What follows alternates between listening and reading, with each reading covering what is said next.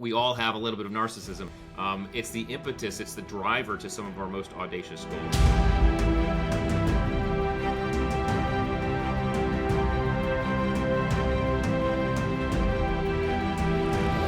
Attributes don't direct our behavior, they inform our behavior. They tell us how we're going to show up to an environment. Anytime we quit anything, it's because we've run out of dopamine. What did you find to be the most important attributes in terms of people's success in making it through training? I think one of the most important attributes for anybody coming out of the military is courage. You can be a generally anxious person, but because every day, all day, you're stepping into your discomfort, you're stepping into yourself, your courage level is very high. You have to get like your core cognitive functions, your outlook, your mental status ready in order to do everything else. Growth is looking for that next mountain to climb. For too long, those that have worn the cloth of the country, that have fought and sacrificed for our nation, have been left out of the greatest financial engine the world has ever seen. My service paved the way for my success, and that's true for so many veterpreneurs. In fact, some of the greatest companies were created by veterans. I'm your host, Kaj Larsen, and in each episode, we'll bring you the stories and the wisdom of those who have gone from boots on the ground to successful careers, from military to wealth, and how they've done it, so you can apply those insights to your own mission and life. Welcome to Tactical Wealth, from military to money.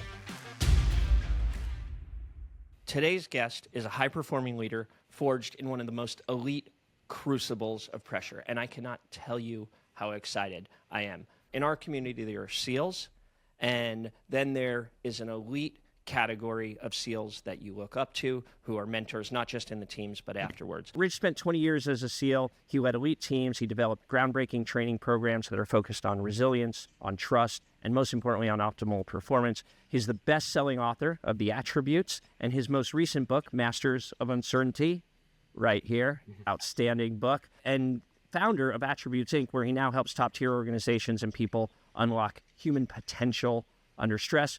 Rich, welcome to Tactical Wealth. So happy to have you here. Thank you, my brother. It's good to be here, and it's good to see you again. It's been a while. Yeah, I know. It's been too long. So, Rich, can you give people just like a brief background on how you came to the SEAL teams, why you decided to enter military service way back? Sure. Way Yeah. back in those days, Way back pre 9/11. We're both pre 9/11 SEALs. We are, which yes. is Yes. interesting. I mean, even before, when I was a kid, growing up as a kid, my twin brother and I, all we wanted to do was fly fighter jets for the military. That was our one goal. This was even pre-Top Gun. We wanted to do it. Although we did say to ourselves, we want to do Navy fighter jets because it doesn't get any harder than landing on a ship. And so that was our bent from the day one. It was the early 90s, first Gulf War, where I learned about the Navy SEALs, and I was like, wait a second, this seems pretty cool. And so going to Purdue University in ROTC, I began to say, okay, well, I know I can be a pilot, but I don't want to wonder if I could be a SEAL. And so that's really what drove me to apply and get accepted, and then went to SEAL training in '96. Subsequently, as commissioned as an officer, subsequently spent 21 years as an officer on the teams. Multiple, I think Iraq 7 times, Afghanistan 5 times, and then multiple other ones.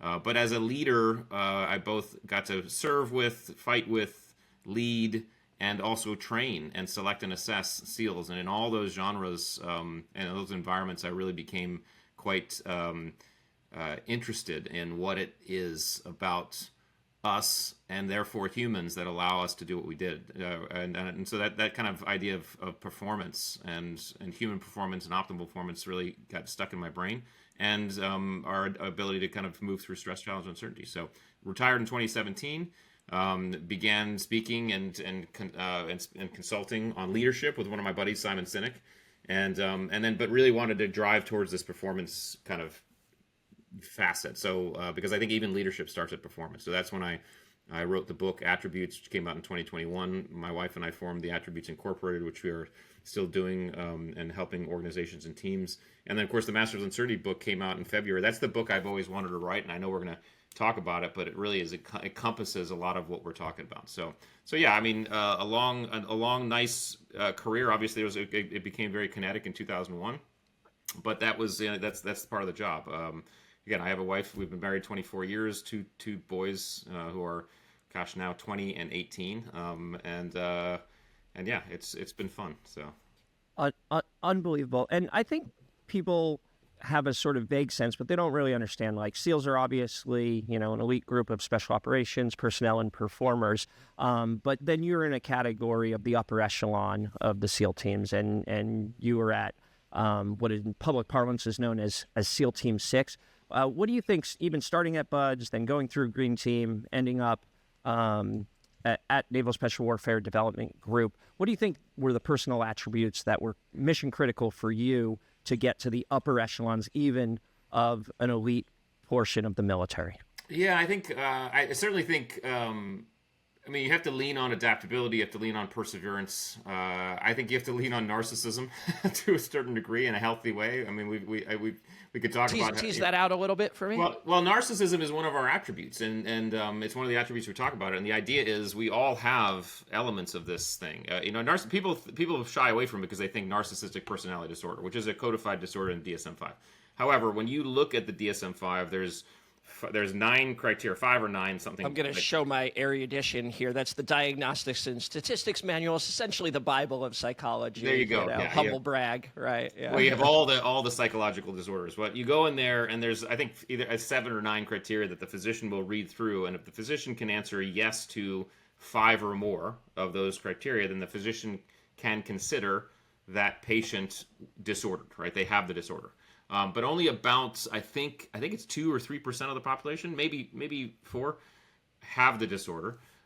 What I did, and I got a copy of the DSM-5, I read through those things. I was happy to say that I couldn't say yes to 5 or more, okay? But I was not innocent of everything I was reading, okay? I was like, well, sometimes I feel like this, sometimes I feel like that. So then I kind of backed off and I said, okay, well, why did I become a Navy SEAL in the first place? Okay, it was the 90s. You and I, we know there was nothing going on, right? We are patriots. We wanted to serve our country.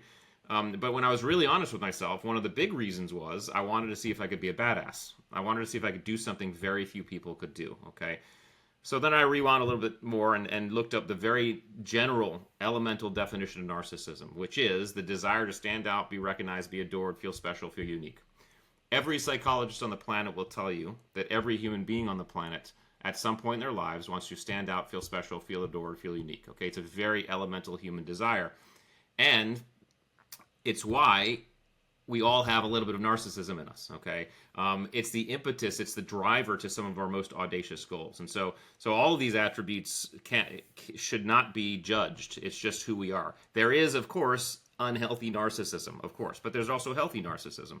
And so just to unpack that, I think all of us who go to the SEAL teams, part of us, we just want to do it. I asked my SEAL buddies, hey, why did you become Navy SEAL? Well, I mean, yeah, they were patriots. They want to serve their country, but it's like they wanted to do something very few people could do, right? So there's an element that drives. That's why narcissism is it's a huge driver of human behavior, right? So all this to say, I think that's one of those attributes that feels negative or pejorative, but it's in fact not. So I think those were some of the elements, yeah.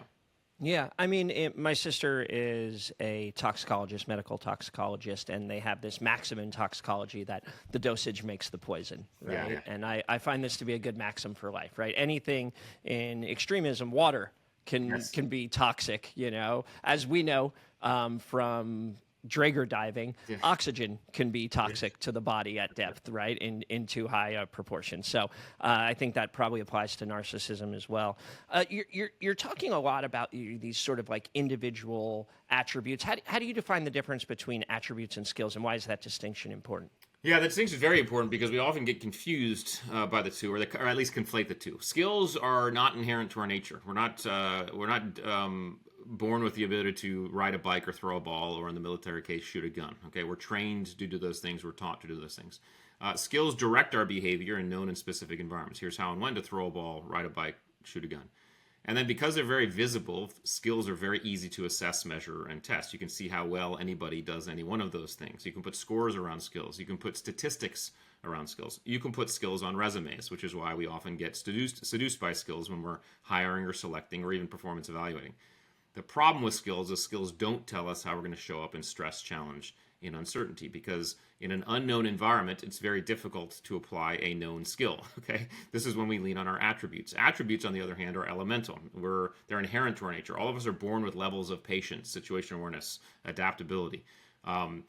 Now, you can develop attributes over time and experience, yes, but you can see levels of this stuff in very small children. Any of us who have kids or have even hung out with kids will agree with me when I say there are 1.5-year-olds who are patient and there are 1.5-year-olds who are impatient. Okay, so there's a nurture element to attributes. Attributes don't direct our behavior, they inform our behavior. They tell us how we're going to show up to an environment. So my son's levels of perseverance and resilience informed the way he showed up when he was first learning how to ride a bike, and he was falling off a dozen times doing so. And then finally, because they're very difficult to see, they're very difficult to assess, measure, and test. How do you measure someone's levels of adaptability or patience? But they show up the most visibly and viscerally during times of stress, challenge, and uncertainty. And when we're talking about performance, especially high performance is often defined as those who can perform not only when things are going great, but also when things are not going great. And that's the key distinguishing factor. And when things are not going great, we're leaning on these attributes. So understanding what attribute combination we have is very critical and actually a superpower. And that's it's a gift you and I were given, because day one of SEAL training, you're at your most raw. So you start to understand who you are at your most raw, and then you start to understand your teammates at their most raw. And this is a gift. This is a gift of high performance. Yeah. Rich, I'm going to connect this to the theme of the show, which is how we successfully transition from military service to the private sector, how we go from military to money. Before I do that, though, I would be remiss if I didn't give the audience some of their red meat. I have one of the highest performing operators in the world here. Can you give me a tactical example from your time in the teams deployed, which was that high-stress environment where you had to rely on those sort of internal attributes of grit and some of the things we were talking about?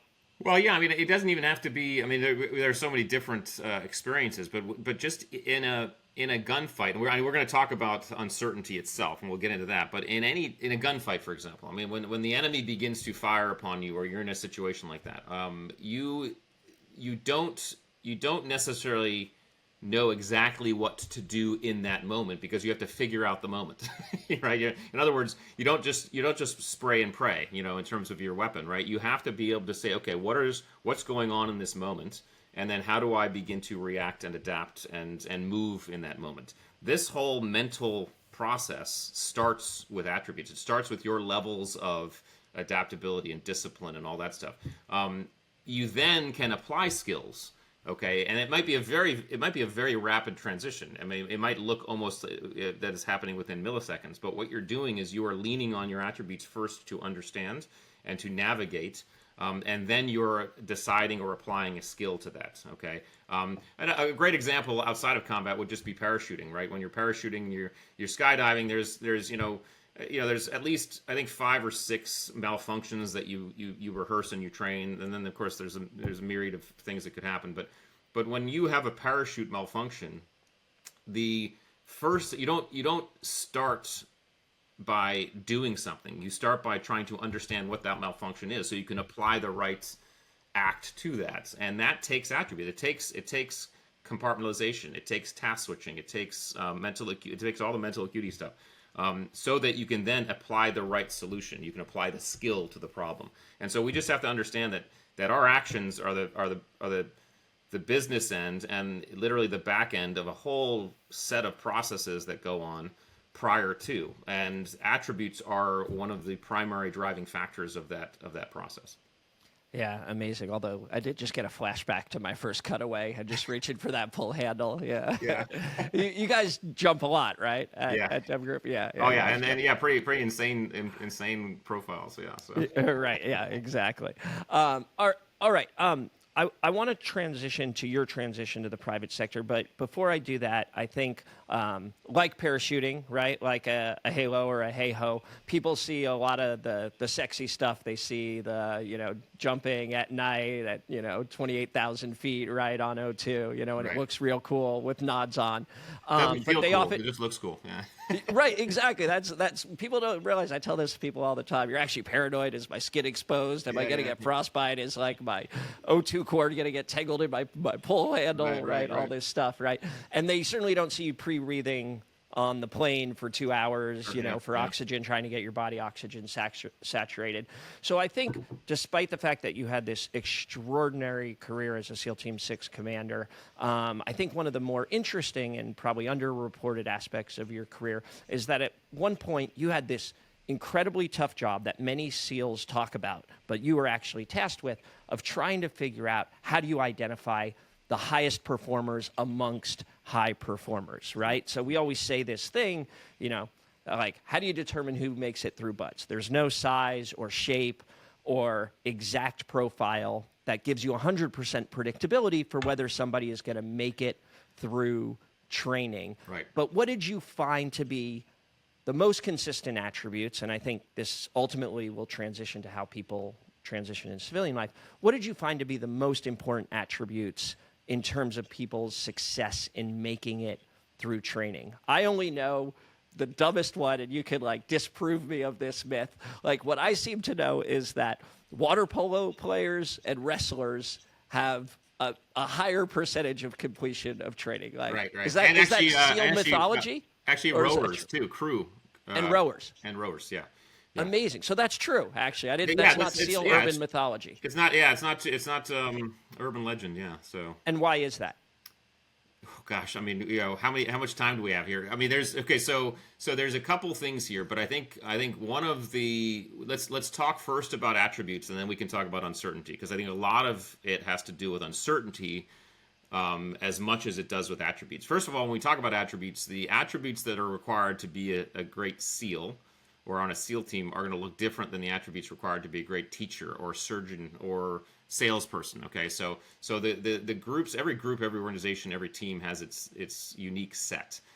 When it comes, however, to making it through SEAL training or even just military service, I think one of the most important attributes for anybody coming out of the military is courage, and that is a distinct attribute. Okay, and the reason is because courage it has nothing to do with what you've done for a living. Okay, courage is literally this ability to step into our fear. When we start to feel that fear arise, our autonomic arousal, our amygdala gets tickled, and we are presented two choices. We know those choices. They're fight or flight. Okay, what neuroscience has discovered is whichever we choose is a specific switch in the brain. Okay, so if we choose to flee, that's one switch that gets clicked. If we choose to fight, i.e. step into our fear, a switch, that's another switch, and that's known as the courage switch. Okay, and we, by the way, get a dopamine reward when we do that. As soon as we hit that switch, we get a dopamine reward for doing that.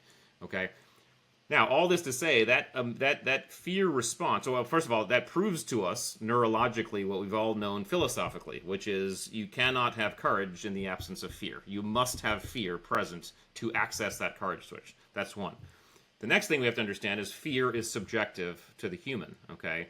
It takes different levels to tickle that amygdala. You could have a group of Navy SEALs in a gunfight with Al-Qaeda in Afghanistan who are literally in that moment feeling less fear than the 8-year-old you just asked to step in front of the classroom and introduce themselves, okay? So you can be a generally anxious person, but because every day, all day, you're stepping into your discomfort, you're stepping into your stuff, your courage level is very high, okay? You could be someone who does crazy stuff, okay? I think you've seen the documentary Free Solo about Alex Honnold, yeah. I mean, it's insane. When you watch this guy, he climbs 3,000... petrifying to even watch. Yeah, I mean, you get sweaty palms watching. No ropes climbing, But they looked at his brain in this documentary. I don't know if you remember, but they recognized that his amygdala doesn't get tickled the same way other people. It takes a while for that to happen, right? Which means he's not necessarily accessing his courage switch as often. Now, again, I'm not saying Alex is not courageous, but I'm saying that we as human beings need to understand that we are very and can be very courageous people. All this to say, our transition, whatever transition we're making from one mountaintop to the next hill, okay, courage is a huge piece of that. And we have to understand as military people that we have already exercised this attribute a lot, and we are good at it. And if I were to have anybody recommend anybody lean on anything, lean on their courage, because that means you are good at stepping into your discomfort. It's going to be uncomfortable. You're going to feel that fear, but we can do it. And that the confidence alone in any military member making a transition should be, you know what? I do courage pretty well. This is what I'm going to do. Yeah. So let's talk about that transition, how it was personally going from that military mountaintop to the private sector. There's going to be fear, there's unknown, there's uncertainty. Yeah. How did you deal with that? And what was your sort of strategy after an extraordinary career? Let me just talk about the neurology of uncertainty and dealing with it, which gets into the second book. When our autonomic arousal goes up, our amygdala gets tickled. We are feeling uncertain. We're feeling anxious. We have to understand that it's because our brain is constantly trying to make sense of our environment. Okay, and in doing so, it's trying to distinguish or determine three important factors. Those factors are duration, how long this is going to last; pathway, what's my route, in, out, or through; and then outcome, what's going to be the end state of this. If we are in absence of one or more of those three things, we start to feel uncertainty, challenge, and stress. Our amygdala gets tickled, all that stuff starts to happen. Give you an example, okay? Illness. You and I get strep throat, okay? Strep throat is a known disease or a known illness, okay? We know that people get better from strep throat, and there's a known antibiotic for strep throat. So if we get strep throat, we are in absence of only duration, because in other words, we know the pathway, antibiotic. We know the outcome. We're going to get better. You might react to antibiotics a little bit different than I do. It might take me 3 days. It might take you 1 day. So duration is the only unknown there. Our uncertainty, stress, anxiety level is moderate or mild. Now maybe we get the flu. Okay, flu also known illness. Most people, at least in today's environment, don't die from the flu. Okay, but there's no real thing you can take for the flu. There's no medicine for the flu. There's techniques, people say, but there's no real known thing, and we don't know how long typically it takes for someone to get through this. So we're in absence of duration and pathway, but we know the outcome. Our anxiety, our stress, our uncertainty level is moderate. Now say there's a disease that shows up and no one's seen it before. Some people are dying from it. Some people are not dying from it. There's no vaccine. There's no cure right now. And we don't know how long we're going to be in this thing. This might sound very familiar because this was 2020, right? You know? And in that case, we were in absence of duration, pathway, and outcome, the whole thing. So all this to say that the technique that can be used in any environment of uncertainty, challenge, or stress, really anywhere, is what I call moving horizons. All moving horizons is you're looking at your situation, you ask yourself, what do I know, what can I control? You pick something, and you move to that. And in doing so, you've created certainty by creating your own DPO, your own duration, pathway, outcome. So a real simple example that you will resonate with is in BUD/S. You spend hundreds of hours running around with those damn boats on your head, okay? And I remember being during Hell Week, it was like 3 a.m. We're on the beach running with these things, and there's sand berm, so you're next to a sand berm, and I'm miserable, and I say to myself, you know what? I'm just going to focus on getting to the end of this sand berm. What I realized later on that I did was I picked a horizon and created my own DPO. Duration, from now to end of sand berm. Pathway, from here to end of sand berm. Outcome, end of sand berm. And in doing so, I created a dopamine. I gave myself dopamine to get to the end of the goal, and then got a dopamine reward at the end that allowed me at the end of that to come back out, ask the question, pick another horizon, and move to that. And so all this to say is, first, every single one of us as human beings has done this before. You can think of times you've done this. It's basically the neurological equivalent of eating the elephant one bite at a time. The other thing is that we can apply this to any aspect of life, but especially in these moments of transition. The most important thing we have to remember when we're transitioning, when we're diving off our mountaintop into the new valley, is that we have to have an objective. We can talk about the overall objective, that new mountaintop, but then we have to chunk our environment. We have to start picking horizons and moving through those horizons. What do I know? What can I control? Do that.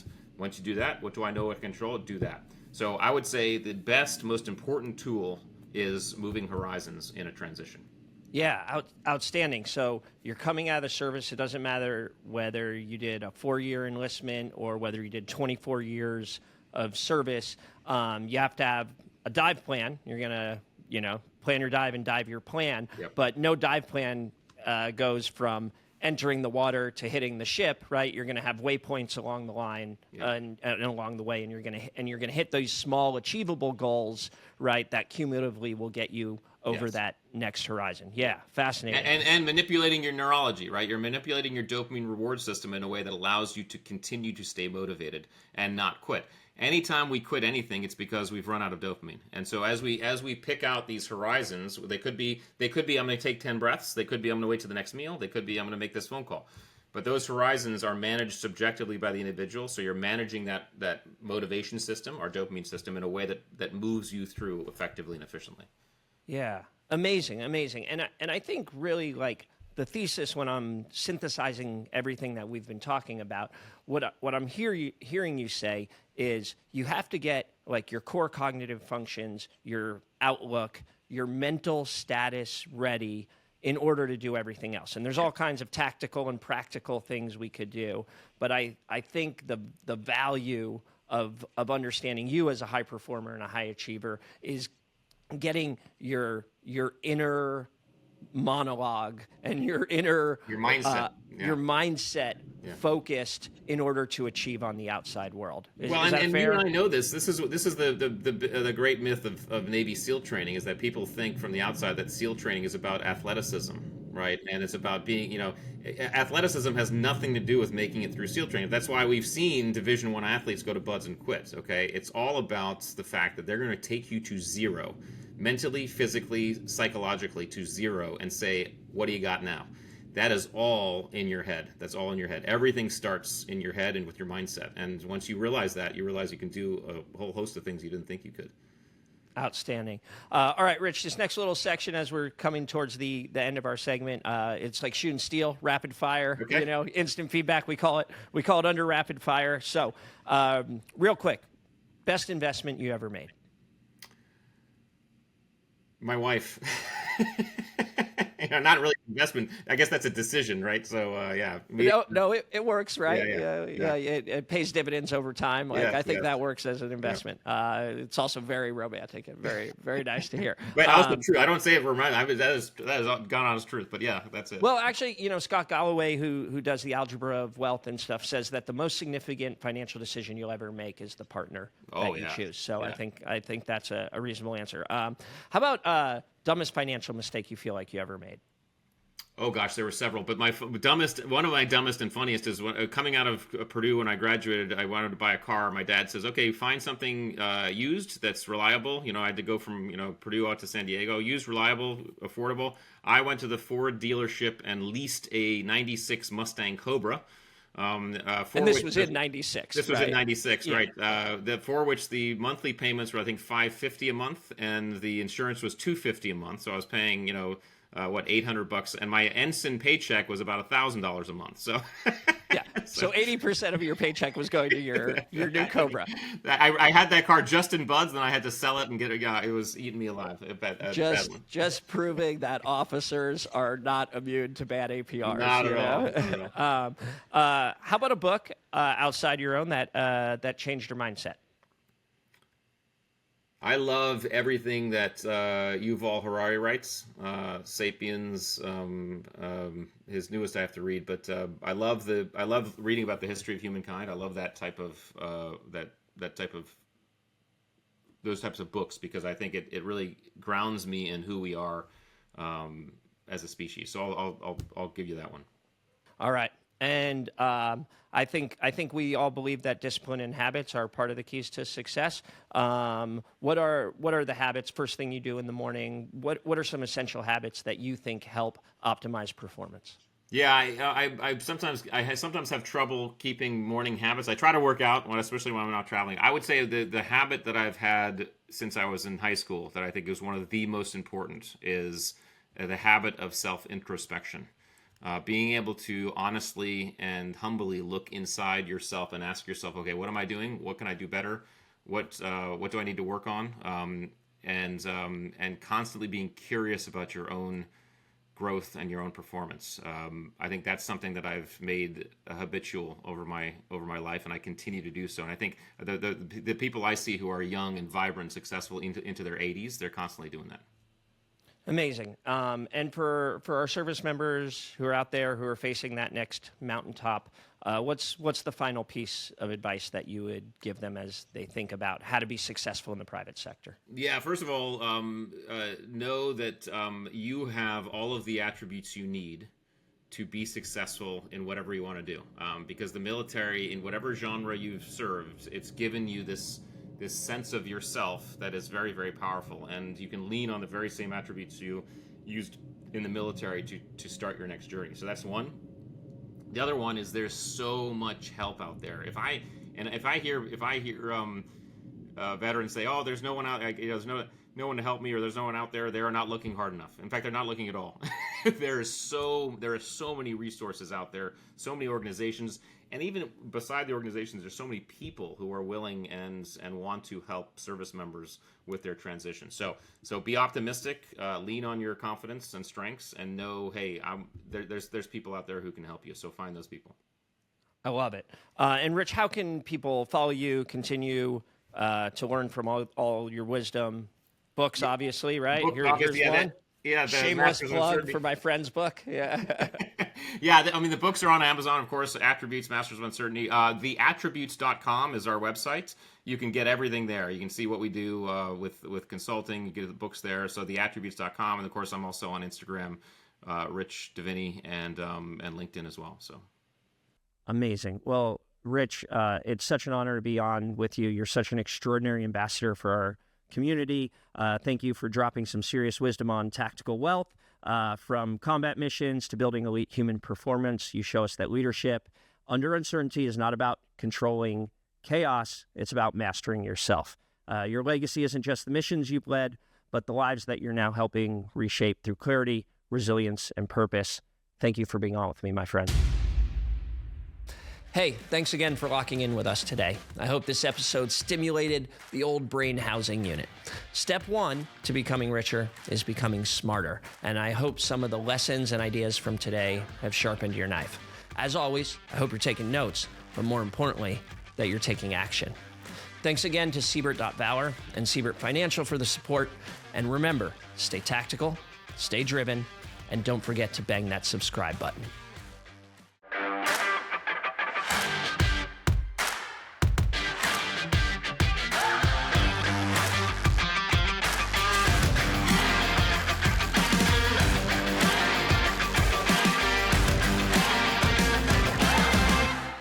Tactical Wealth is a Gebbia media production, brought to you by Siebert.Valor, a military-focused initiative from Siebert Financial. The Tactical Wealth podcast is for informational and entertainment purposes only. The views expressed by guests are their own and do not necessarily reflect those of Siebert Financial. This podcast does not constitute investment advice, an offer to sell, or a solicitation to buy any securities. Past performance is not indicative of future results. Listeners should consult a qualified financial professional before making any investment decisions.